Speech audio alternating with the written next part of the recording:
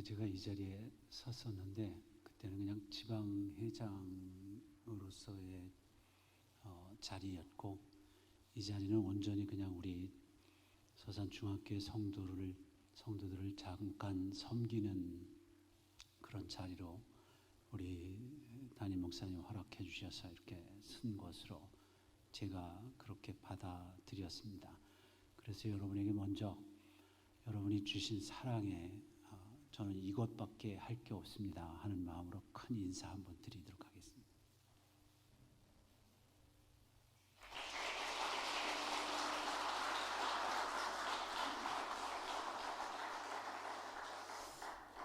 제가 사실은 제목을 좀 길게 했어요. 그런데 너무 길어서 이렇게 주부에 쓰면 좀 그거 할 것 같아서 그냥 앞에만 했습니다. 진정한 헌신은. 그 다음에 여러분 따라서 해주시기 바랍니다. 복음과 성령의 능력으로 사는 새 존재가 되는 것입니다.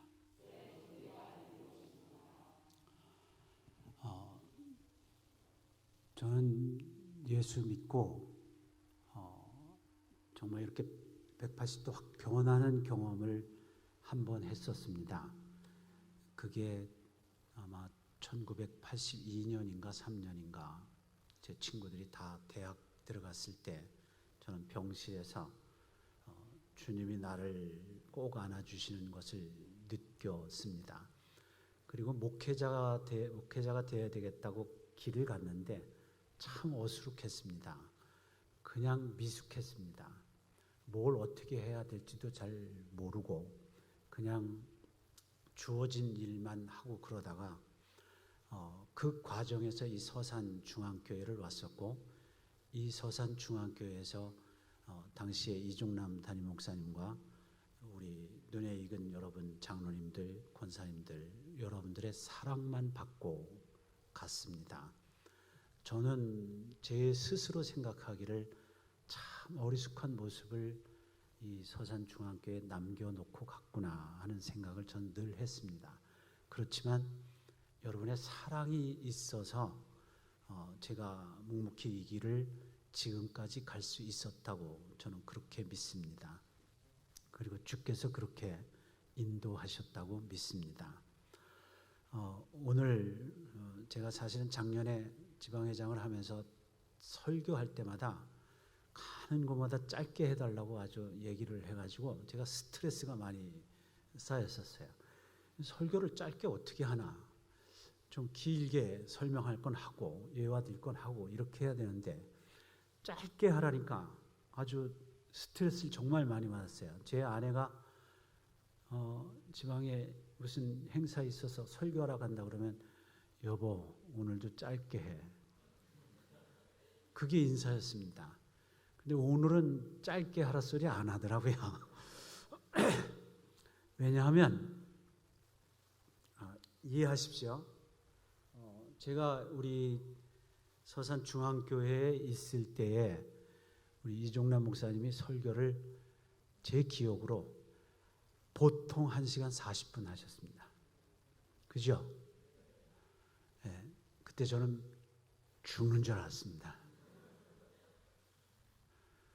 날씨 정말 더운 한여름에 11시에 예배 시작하면 보통 2시에 끝나는데 죄송합니다. 미치고 환장하겠더라고요. 전도사인 제가 그랬으니 성도들, 야 우리 서산중학교의 성도들 참 대단한 분들이시다. 저는 그렇게 생각했습니다. 그렇게 말씀으로 훈련되신 여러분들이기에 저같이 어리숙한 사람을 사랑으로 격려해 주셨겠구나 하는 마음을 나중에 가졌습니다. 오늘 말씀으로 가려고 합니다. 톰 도일이라는 분이 이런 책을 썼습니다. 꿈과 환상, 부제로 누가 무슬림 세계를 깨우고 있는가.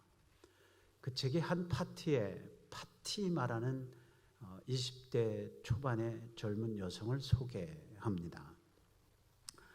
파티마라는 자매는 알무타일이라는 이 사우디아라비아의 명막 있는 무슬림 가정에서 태어났습니다. 그러니까 무슬림 중에서도 무슬림 신앙이 아주 좋아서 존경받는 집안이라는 얘기입니다. 그런데 이 파티마가 인터넷을 통해서 예수님에 관한 꿈을 꾸었다고 하는 사람들을, 그리고 그렇게 꿈을 꾸고는 목숨을 걸고 이슬람을 버리고 기독교인으로 개종한 사람들의 간증을 접하게 됩니다. 그러던 중 그녀에게도 꿈속에 주님이 찾아오십니다. 그리고 파티마야, 내가 너를 사랑한다.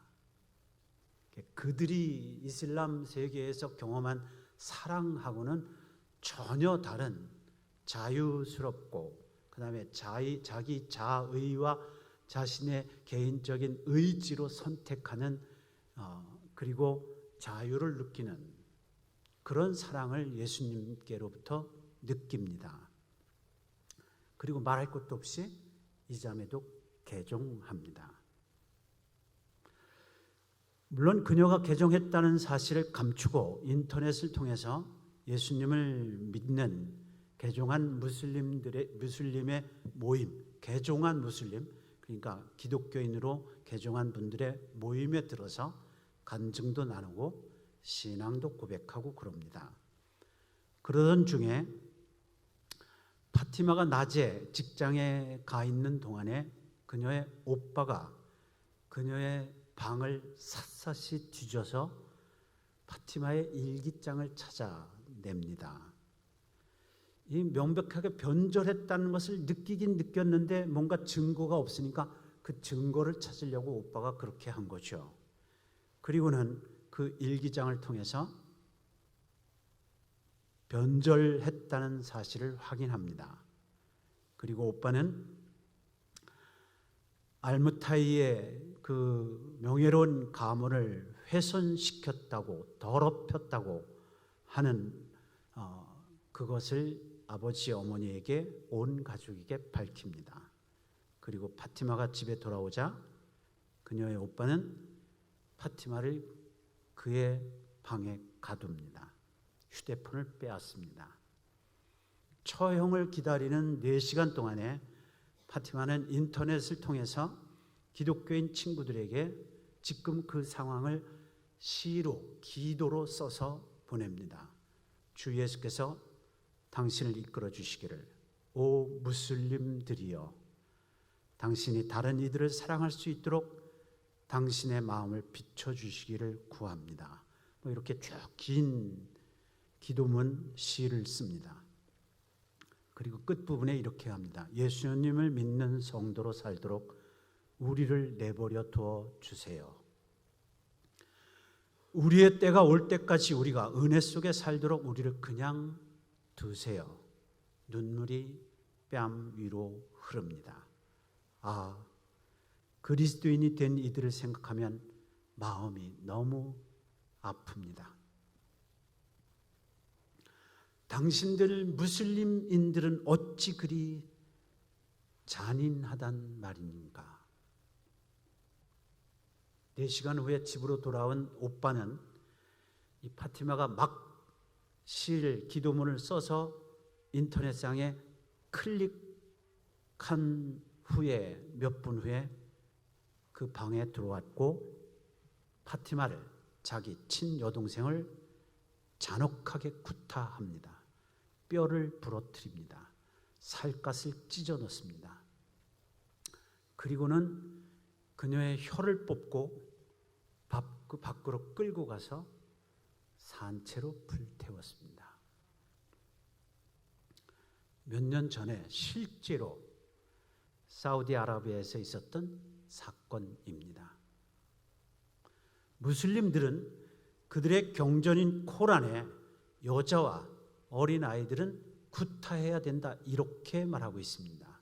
심지어는 성폭행을 정당화합니다. 무슬림에서 개종한, 특별히 기독교로 개종한 사람들은 명예살인이라고 해서 가족이 나서서 산채로 불사르거나 구타하여 죽입니다. 좀 끔찍하고 잔인한 소개를 갖지만 이게 무슬림이 가진 가치관입니다. 세계관입니다. 이 가치관이 가족도 동생도 심지어는 자기 아내도 뼈가 부러지도록 구타를 하게 합니다. 혀를 뽑기도 합니다. 산채로 불사르고 목을 자릅니다. 잘못된 가치관을 가지게 될 때 사람은 이성을 상실합니다. 전혀 도덕적이지 않고 짐승도 하지 않는 잔혹한 행위를 서슴지 않고 저지릅니다. 그게 인간입니다. 다른 사람이 아니라 사실 저와 여러분 안에 있는 죄성입니다. 여러분은 기독교를 또는 교회를 뭐라고 생각하십니까? 하나님은, 주님은 이렇게 말씀하십니다. 사랑이다. 따라서 하시겠습니다. 사랑이다. 우리는 그냥 나에게 잘해주는 사람, 친절한 사람, 나에게 이익을 주는 사람에게 잘합니다. 그리고 사랑한다고 말합니다. 그런데 나를 미워하는 사람, 여기 파티마가 당한 것처럼 이유 없이 구타하는 사람, 심지어는 내 생명을 죽이려고 하는 사람, 그런 사람을 향해서도 기독교는 사랑하라고 말합니다. 그리고 그게 저와 여러분이 가져야 할 가치관입니다.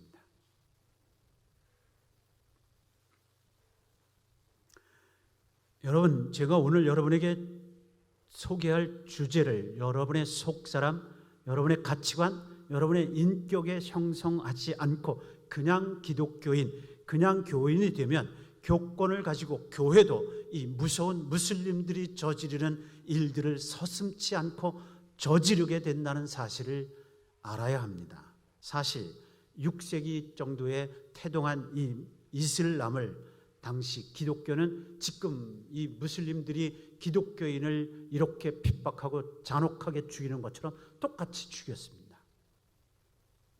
목을 베었습니다. 그들을 마귀로 규정하고 불살랐습니다. 구타하여 죽였고 사지를 찢어 죽였습니다. 교권의 이름으로, 심지어 하나님의 이름으로 그렇게 했습니다. 그것뿐만이 아닙니다. 이것보다 더 무서운 것은 같은 하나님을 믿는 형제 자매를 자기와 신앙이 다르다는 이유로, 자기보다 더 경건하고 정직하며 거룩하게 산다는 이유로 그들을 마귀로, 사단으로 규정하고 불사르고 십자가에 못 박고 사자밥이 되게 했습니다. 이게 기독교가 가지고 있는 오명입니다. 아픈 역사입니다. 퓨리탄이라고 하는 청교도들이 같은 하나님 믿는 영국 국교에 의해서 그렇게 핍박을 받았었습니다. 우리 기독교, 프로테스탄티즘이라는 이 기독교가 같은 하나님을 믿는 천주교에 의해서 또 그렇게 핍박을 받았었습니다. 여러분, 가치관이라는 건 이렇게 중요합니다. 내가 무엇을 최고의 가치로 여기느냐 하는 것은 그 사람이 그럴듯한 종교인의 허울을 쓰는 것, 어떤 교회 안에 중요한 직분을 갖는 것, 어떤 일을 열심히 하는 것보다 더 중요합니다. 어떤 사람은 자기를 위해서 하나님 이름을 도용해서 하나님 일이라고 하는 사람이 있습니다. 자, 그러면 우리는 어떤 사람이 되어야 합니까? 어떤 가치관을 가지고 헌신해야 합니까? 내가 아무리 내 마음으로 신념으로 결심하고 다짐해도 소용없습니다. 내가 잘못된 가치관을 가지고 있는 사람은 최종적으로 그쪽으로 가게 돼 있습니다. 그러므로 첫 번째로 복음을 듣고 존재로 거듭나야 합니다. 따라서 하시겠습니다. 존재로 거듭나야 한다. 나는 원래 어떤 존재입니까? 성경은 나를 죄인이라고 합니다. 모든 사람이 죄를 범하였음에 하나님의 영광에 이르지 못하더니 이거는 예가 없습니다. 모든 사람은 다 죄인이라 하나님의 영광에 이르지 못합니다. 성경이 선포하는 바입니다. 죄를 사랑하는 가치관을 가지고 있는 마음의 생각과 경영하는 모든 것이 악뿐인 게 납니다. 이게 존재로부터 근본적으로 바뀌어야 됩니다. 하나님을 사랑하는 사람, 의를 사랑하는 사람, 선과 정직과 거룩을 사랑하는 사람으로 존재 자체가 바뀌어야 됩니다. 부끄러운 얘기지만 제가 우리 서산중앙교회 왔을 때 34살이었습니다. 결혼한 지 3년인가 4년 됐었습니다. 우리 큰아이 낳고 둘째 아이 막 나가지고 21일 만에 여기 왔었으니까요. 그때 제가 얼마나 미숙했는지 어느 날 우리 사랑한다고 결혼한 아내하고 대판 싸웠습니다. 여기 옆에 있는 중흥아파트 209동에 있었잖아요. 그 밑에 내려오면 뒤쪽으로 앞쪽으로 그냥 그 우리 조성욱 장로님이 그 옆동에 사셨었는데 거기 이렇게 그 공원 조성해 놓고 벤치 만들어 놓은 거 있어요. 밤에 거기 나와서 제가 누워가지고 하늘을 쳐다봤습니다. 별을 봤습니다. 그리고 이거 도대체 내가 뭐 하는 짓인가 그렇게 생각했었습니다. 내가 그렇게 사랑한다고 결혼해놓고 내가 우리 장인 장모님 돌아가셨지만 하나님 나라 가셨지만 우리 아내 행복하게 해주겠다고 내가 이래봬도 어려서부터 자취를 많이 해서 밥하고 빨래 할 줄 안다고 그래 놓고 싸우고선 나와가지고 그러고 들어누워 있는데요. 참 한심하더라고요. 내 인격이라는 게 이 정도밖에 안 되는 사람이구나. 제가 그때 그걸 느꼈습니다. 그 이후로 저는 참 부단히 많이 노력했습니다. 제 아내 가족들에게 잘하려고 정말 남편다운 남편, 아빠다운 아빠가 되려고 많이 노력했습니다. 여기 우리 나종욱 권사님 뒤에 앉아 계신 집사님이신가요? 권사님 성함이 어떻게 되시죠? 나종욱 권사님 바로 뒤에 앉으십니다. 제가 여태도 생각납니다. 제가 새벽에 차 운행하고 오전 예배 드리러 오는데 우리 둘째 아이가 깐난장이었잖아요. 나보고 업어달라는 거예요. 아빠 나 좀 업어달라고. 그래서 제가 새벽에 차 운행하고 새벽에 저 음암까지 갔다 오고 저 양대동 갔다 오면 50km였거든요. 딱. 너무 피곤해가지고 야 은찬아 오늘 그냥 너 걸을 수 있으니까 걸어가면 안 되겠냐. 그랬더니 업어달라는 거예요. 떼를 쓰고 막 앙앙대고 오는 거예요. 그래서 제가 여기 교회 오다 저쪽 지금은 집들이 서 있더만 여기 저기 나무들 있고 그랬어요. 데리고 가가지고 나무 요만한 것 해서 때려줬어요. 이놈 새끼. 아빠가 힘들어 죽겠다는데 좀 걸어가지. 우리 집사님이 오시다가 깐난 아기를 왜 이렇게 때리느냐고. 제가 여태 생각나요. 여러분 제가 그런 못난 사람이었습니다. 여러분을 웃으시는데 웃으시는 분은 다 전적이 있는 분으로 제가 그렇게 알겠습니다. 그랬는데요. 나중에 성경을 알고 성경 속에 있는 좋으신 하나님 아버지를 느끼기 시작했는데요. 그 사랑이라는 게 이런 거더라고요. 내가 좋아서 기쁘고 내가 할 거 해서 좋고 이런 게 아니고 내 옆에 있는 사람이 행복해하니까 그걸 보고 내가 기쁘고 이거 아멘 할 줄 아는 분이 있으시네요. 여러분 기독교가 성경이 말하는 사랑은 이런 겁니다. 내가 뭔가를 하고 내가 뭔가를 추구해서 그걸 이룸으로 해서 만족해서 기뻐하는 게 아니라 내 옆에 있는 사람이 잘하고 그 사람이 기뻐하는 것을 보고 내가 기쁜 거예요. 정신없이 기쁜 거예요. 너무 좋은 거예요. 저는 지금 쬐꼼이지만 제 아내에게 그런 걸 느낍니다.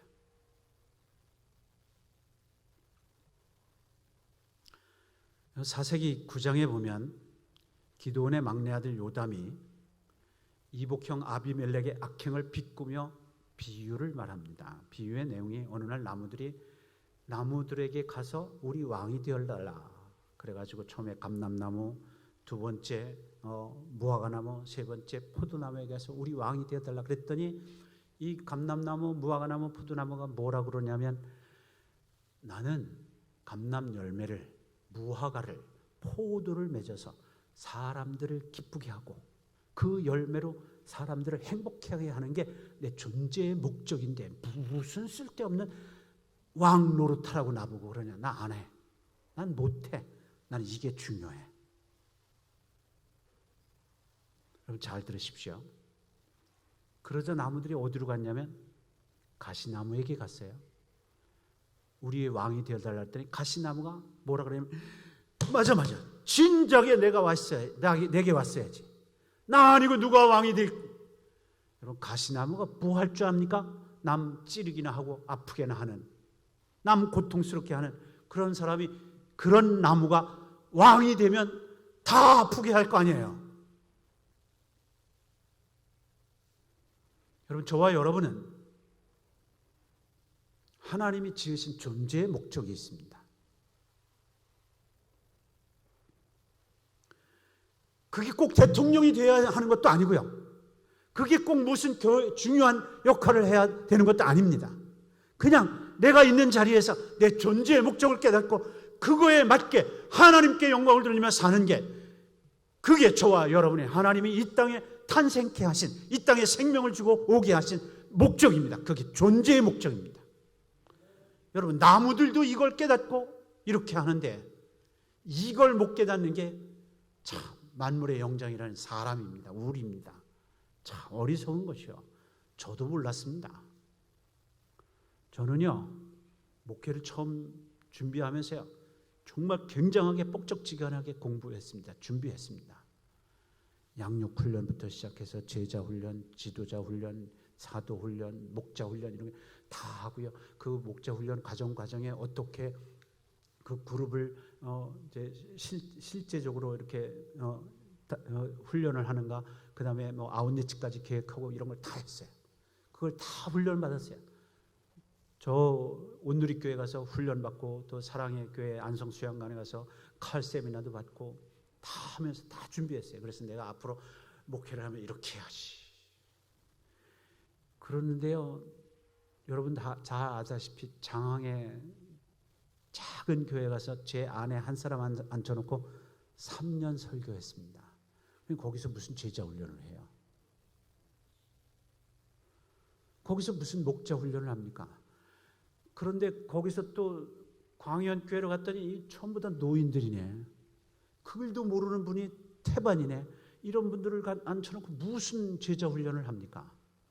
그래서 제가 어떻게 하냐면 그때부터 그 제가 준비했던 것들을 하나하나 버리는 훈련을 했어요.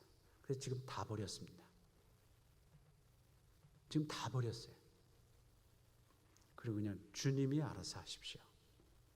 그렇다고 제가 아무것도 안 한다는 얘기 아닌데 내 의지를 가지고 내가 뭔가를 하겠다고 나섰던 그거를 다 내려놨습니다.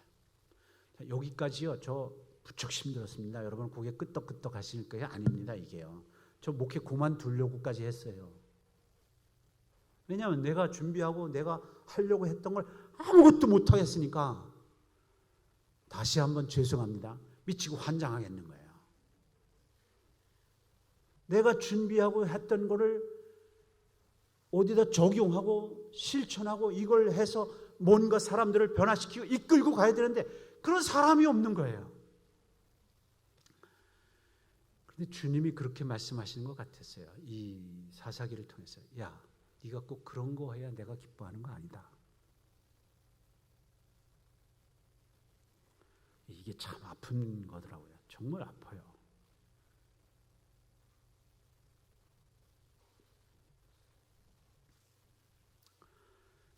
여러분 사람은 이 땅에 태어나서 뭔가를 하는데 하나님의 목적에 맞게 내가 뭔가를 하는 사람도 있지만 하나님의 목적과는 전혀 상관없이 자기 열심과 자기 힘을 가지고 뭔가를 하다가 자기도 힘들고 하나님도 힘드시고 그 다음에 그 주변에 있는 사람도 다 힘들고 그런 사람이 이 땅에 얼마나 많은지 모릅니다. 우리는 원래 하나님을 위해 지음받았습니다. 여러분 인정하시지 못하실지도 모르지만 한번 따라서 하십시오. 나는 원래 하나님을 위해 지음받은 존재다. 자, 이걸 구체적으로 쪼개서 나의 삶, 나의 언어, 나의 인격, 나의 삶의 모습을 통해서 하나님이 찬양과 영광을 받으시길 원하신다는 뜻입니다. 사도 바울은 그래서 이렇게 말했어요. 내가 살아도 주를 위해서 살고 죽어도 주를 위해서 죽나니 사나 죽으나 나는 주의 것이다. 그 다음에 먹든지 마시든지 무엇을 하든지 다 하나님의 영광을 위해서 해라. 내가 전에 가지고 있던 나면서부터 로마 사람이었던 나면서부터 유대인이었던 가말리엘 문화에서 수학받았던 율법의 의로는 한 점 죄악도 아무런 것도 없는 의로운 사람이었다는 그 허울 자체도 배설물처럼 여긴다. 다만 그리스도의 십자가만 내가 알길 원한다. 이게 바울이 가진 가치관이었습니다. 이 가치관을 위해서 매도 맞았습니다. 이 가치관 때문에 굶주리기도 했습니다. 이 가치관 때문에 옥에 갇혔습니다. 제가 2019년에 이탈리아 갔더니 바울이 목 베어 죽임당했던 이런 그 돌 이렇게 된 게 있더라고요. 거기다가 목을 이렇게 놓고 도끼로 쳐서 바울의 목을 잘랐대요. 그래서 목이 잘리면서 떨어져서 탕탕탕 3번 쳤는데 3군데서 샘물이 난다고. 사실인지 아닌지 모르겠는데 거기 샘물이 나긴 나더라고요. 근데 뭐 그런 건 중요한 게 아니고, 여러분 이 가치관 때문에, 주님만 알길 원한다는 이 가치관 때문에 목이 잘려 나중에 죽었습니다.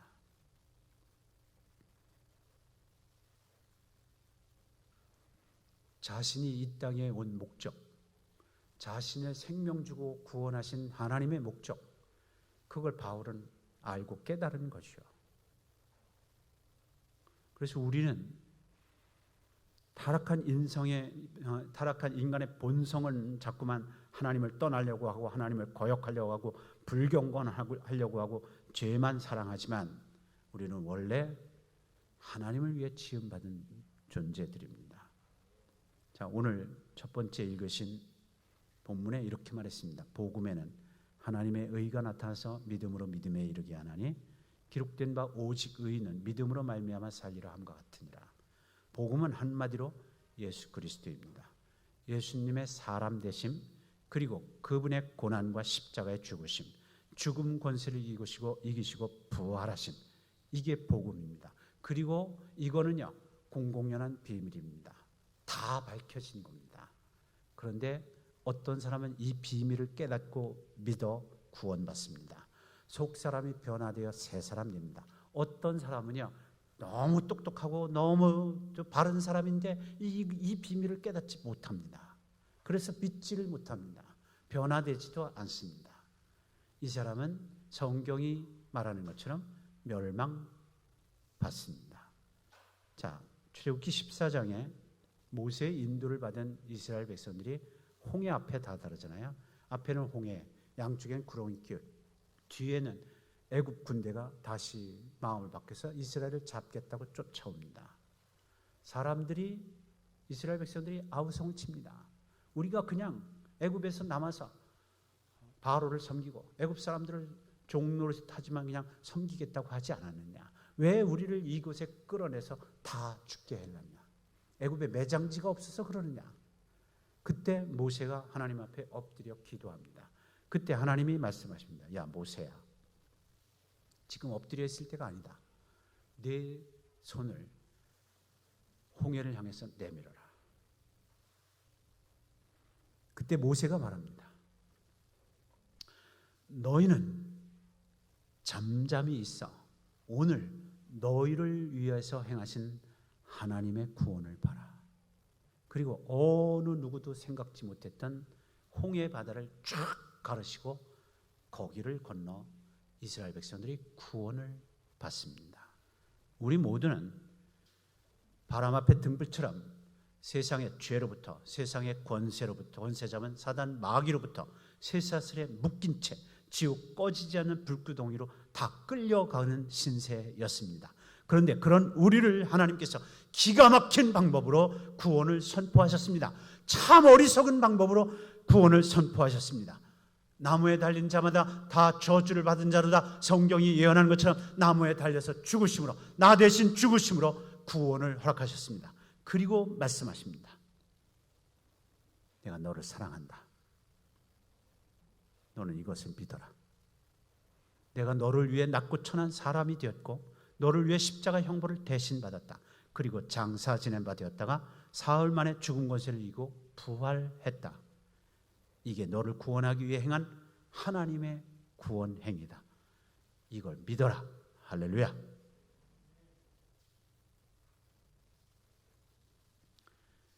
여러분, 이 복음을 믿으시길 주의 이름으로 축원합니다. 이 하나님의 사랑을 믿으시길 주의 이름으로 축원합니다. 이 은혜를 믿으시길 주의 이름으로 축원합니다. 은혜는 내가 선한 행위를 해서가 아닙니다. 내가 착한 일을 해서가 아닙니다. 내가 종교성이 뛰어나서가 아닙니다. 나는 구원받을 수 없는 존재이지만 멸망받을 영원히 지옥 꺼지지 않는 불의 불구덩이에 떨어질 존재이지만 그냥 무조건적으로 하나님이 나를 사랑해 주셨습니다. 그냥 은혜를 주셨습니다. 그리고 저와 여러분이 그걸 믿기만 하면 됩니다. 이게 너무 쉽잖아요, 그죠? 우리는 뭔가를 좀 했으면 좋겠는데, 금식도 좀 했으면 좋겠는데, 근데 그런 거 하지 말고 믿기만 하라고 말씀하십니다. 그러면 심령으로 새로운 사람이 됩니다. 자, 그런데 여기서 문제입니다. 이게 문제입니다. 심령으로 새롭게 됐습니다.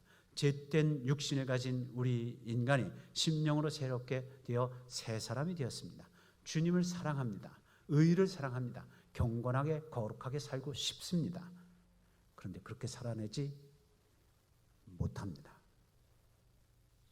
그게 저와 여러분입니다. 작심삼일이라는 말이 있듯이 우리의 결심과 결단은 3일을 가지 못합니다. 늘 연약합니다. 늘 쓰러집니다. 늘 실패합니다. 그래서 그걸 아시는 주님께서 우리를 돕는, 이것을 이길 수 있는 능력을 주시는 하나님의 성령을 보내주셨습니다. 할렐루야.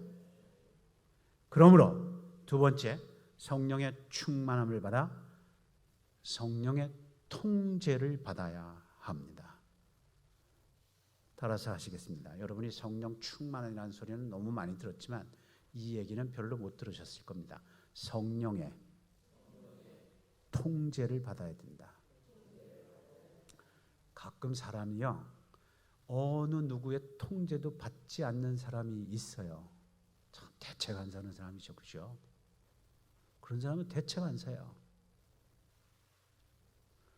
그런데 여러분, 성령의 통제를 받는다는 것은 너무너무 쉬운데 또 너무너무 어려워요. 왜냐하면 이것은 강제성이 없기 때문이에요.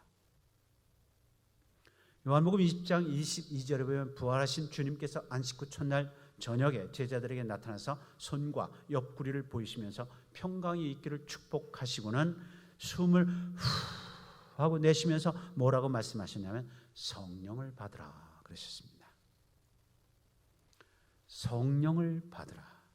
너희가 누구의 죄든지 사하면 사여질 것이요 누구의 죄든지 그대로 두면 그대로 있으리라 라고 말씀하십니다.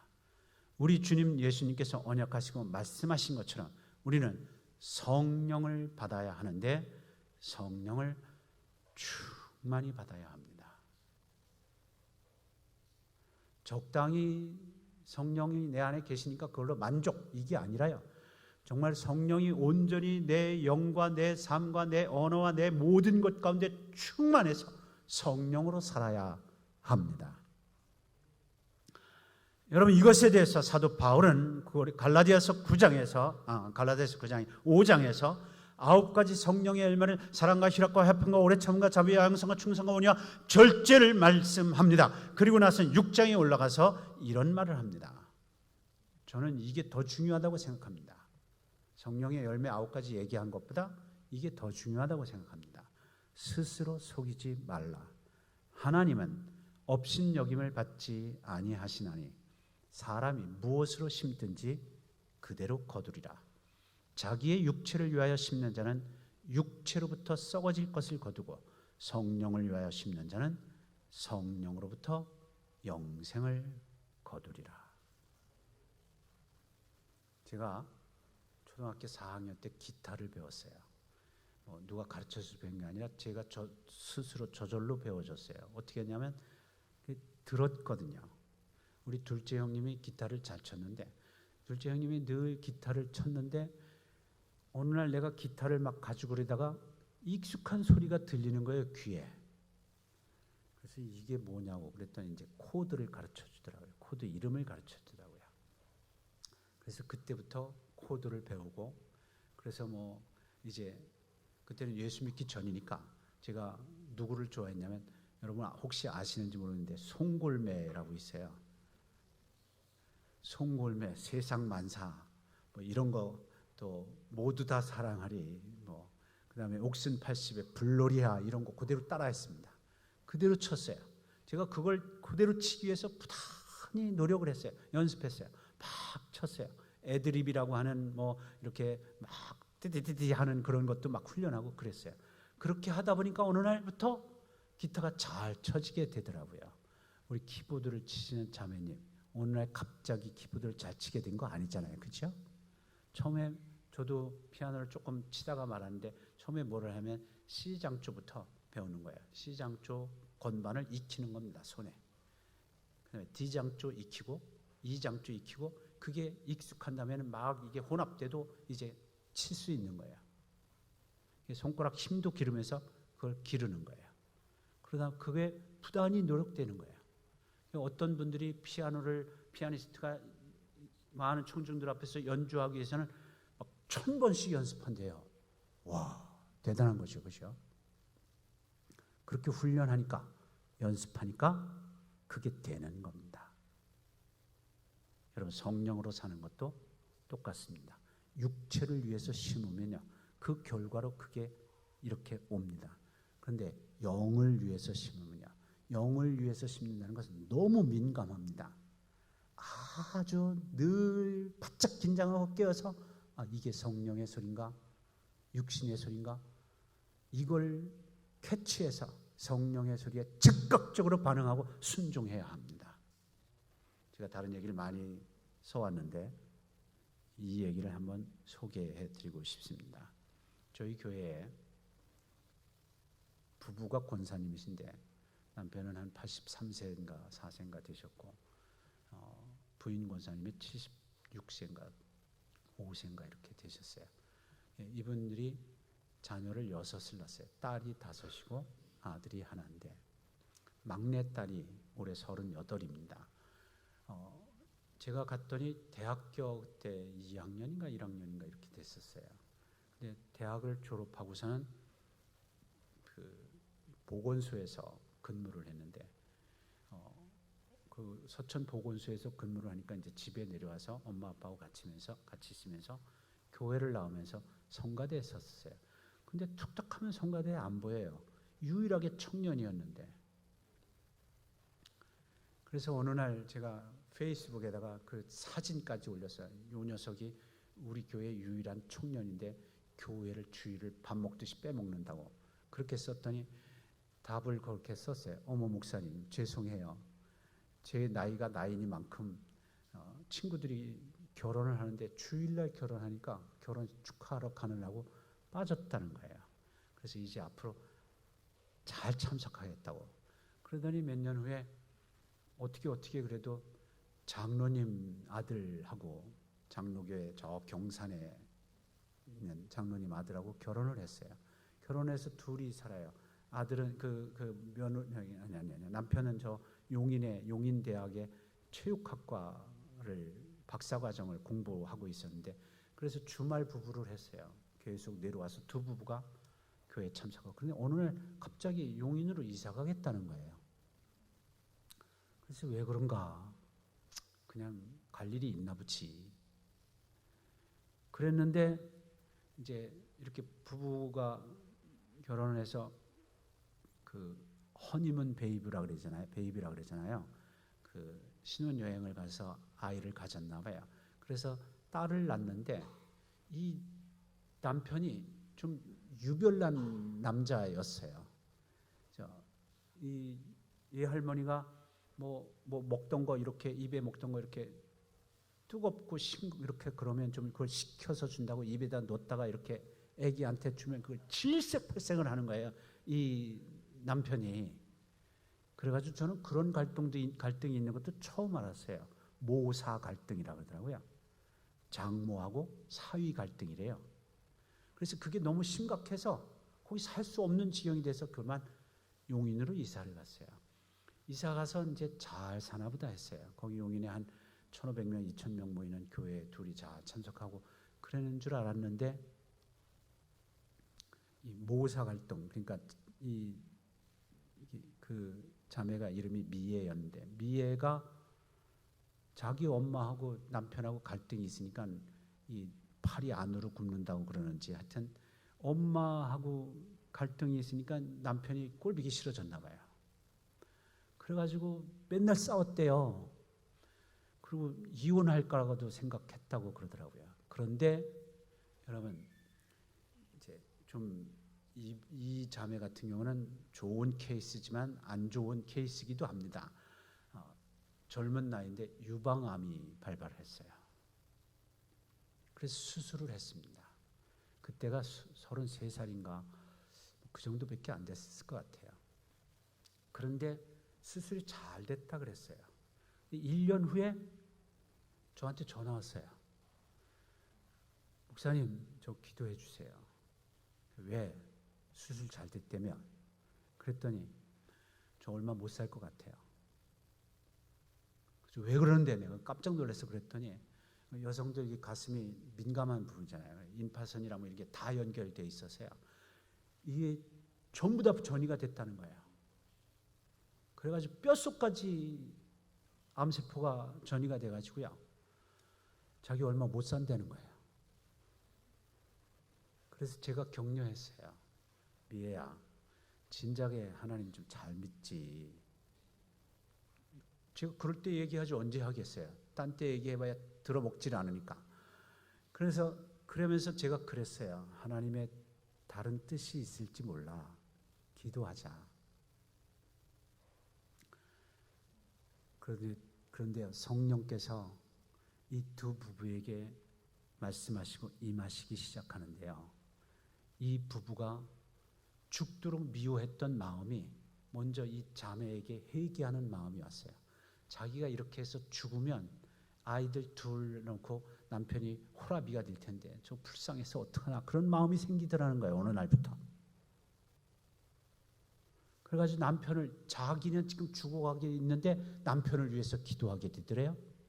그리고 또 남편도 성령께서 그 마음을 주시는데 내가 그렇게 사랑한다고 내가 너를 위해서는 내가 모든 걸 다 해줄게 이렇게 해놓고는 죽도록 미워했다는 게 참 어처구니가 없고 그래서 그걸 회개했다는 거예요. 둘이 교회 가서 손잡고 기도합니다. 뭐라고 기도하냐면 하나님의 뜻이면 생명을 연장해 주세요. 그러면 남은 생에 주를 위해서 살겠습니다.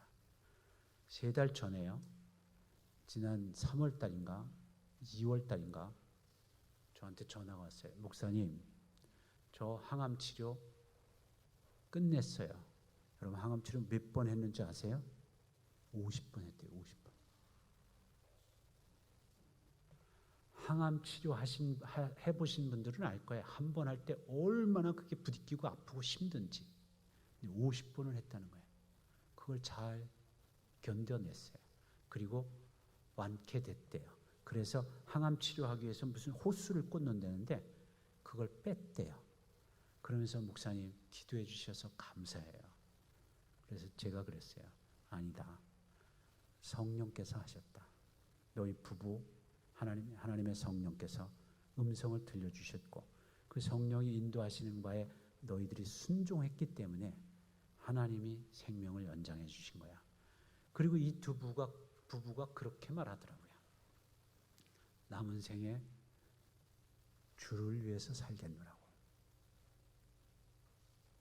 전에는 잘 몰랐는데 이제 주님께서 내게 새 생명을 주셨다고. 그래서 좋은 일이 생겼어요.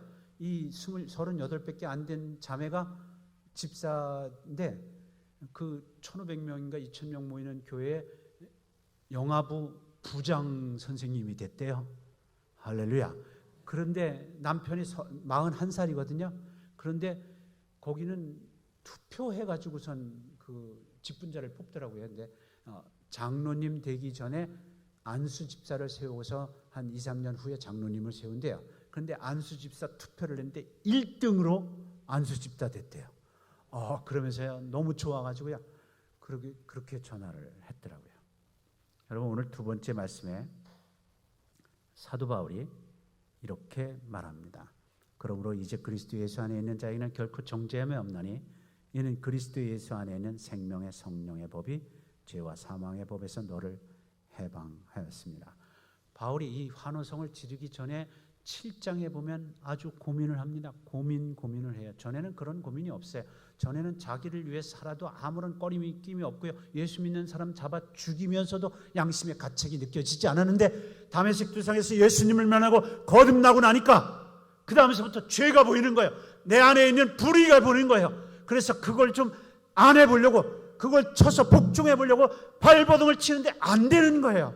내 안에서 이 죄의 속성과 거룩한 하나님의 성령의 속성이 싸우는 거예요. 권투를 해요. 전쟁을 해요. 그런데 맨날 의다 터지네.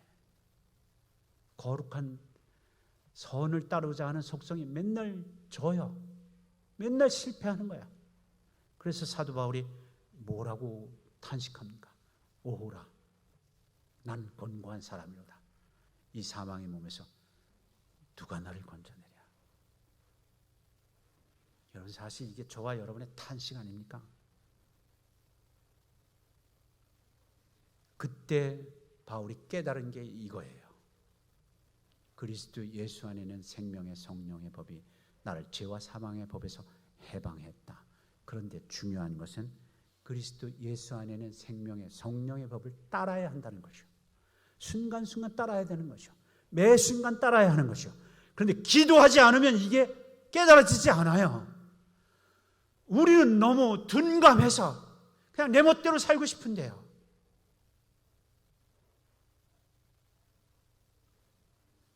따라서 해보겠습니다. 내 멋대로 살고 싶은데 어찌할꼬.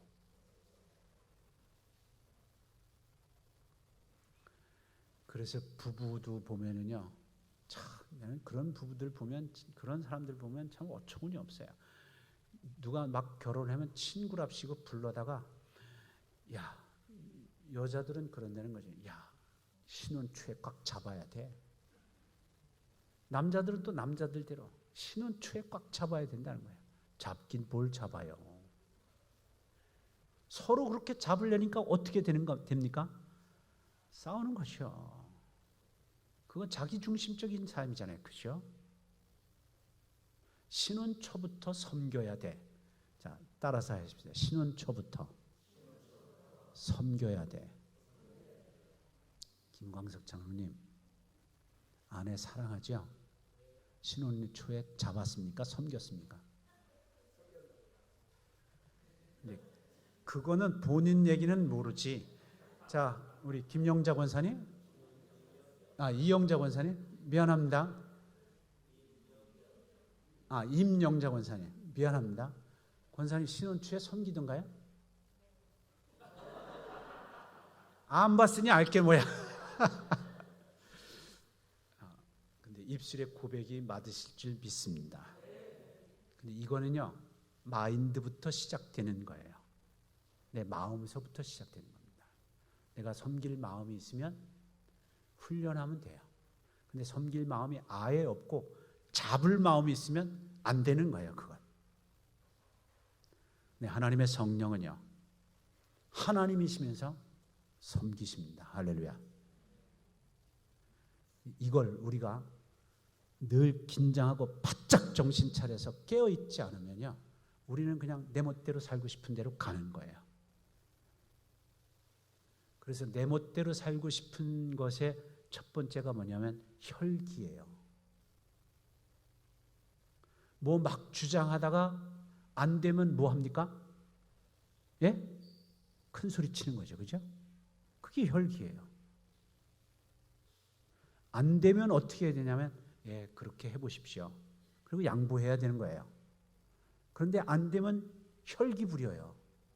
왜냐하면 내 마음대로 하고 싶은데 안 따라주니까. 성령께서는 말씀하시는 거예요. 네가 순종해라. 따라서 하십시오. 네가 순종해라. 성령께서는 그렇게 말씀하시거든요. 근데 나는 내가 주도해 가고 싶은 거려. 이건 성령의 역사가 아닙니다. 100%입니다. 성령께서는 순종하라 하시고 섬기라고 하시고 내가 포기하라고 하시지, 야 네가 포기해, 이렇게 안 하십니다. 그러므로 여러분, 결론은 한 군데로 귀결됩니다. 기도하십시다. 아멘이 5사람밖에 안 나오면 어떡합니까? 기도하십시다. 기도하기 최고 좋은 게 뭐냐면 새벽 기도예요. 그거는요, 강제성이 있어요. 나 스스로 거기다가 얽매이는 거예요. 나 혼자 집에서 기도합니다, 나는. 그런 사람 못 믿어요. 새벽 기도도 안 나오는 주제에 무슨 집에서 기도합니까? 그건 아니잖아요. 그죠? 여러분도 그렇게 생각하시죠? 저도 그렇게 생각해요. 새벽 기도 하는 분이 집에서도 기도할 수 있는 겁니다. 교회에 와서 담임 목사님 설교를 정말 집중해서 잘 듣고 그 말씀에 아멘 하며 순종하려고 하는 사람이 집에서 성경도 읽고 말씀에 순종하려고 하는 거지, 그거 안 하는 사람이 집에서 나는 성경 많이 읽어요, 그냥 많이는 읽을 수 있을지 모르지만 성경하고는 전혀 상관없는 삶을 살 수가 있어요. 성령께서는 그렇게 역사하시지 않습니다. 자, 여러분, 우리 조성욱 장로님, 우리 삼남전도 회원 여러분, 그리고 우리 서산중앙교회 성도 여러분, 진정한 헌신은요, 내가 뭘 열심히 하려고 하는 게 아니고 여러분의 속사람이 심령으로 새롭게 되는 겁니다. 그 다음에 성령의 다스림, 통제를 받는 겁니다. 그 성령 안에서 일할 때 그게 생명력이 있는 겁니다. 성령 안에서 일할 때 모든 그룹이, 모든 공동체가 행복해집니다. 그렇지 않으면 자기 목소리만 내고 서로 얼굴 붉히기만 하고 기분만 나빠지고, 모이기만 하면 기분이 나빠지는 그룹이 있더라고요. 제가 보니까. 그것도 교회에서요. 그럼 뭔가 잘못된 거 아닙니까? 그죠? 모이기만 하면 서로 행복하고 격려하고 좋아야 되는데, 모이기만 하면 기분 나빠요. 언성만 높아지고 자기 주장만 높아지고.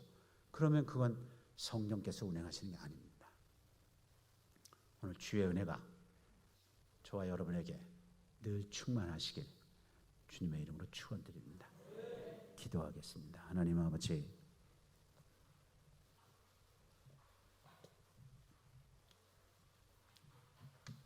저는 우리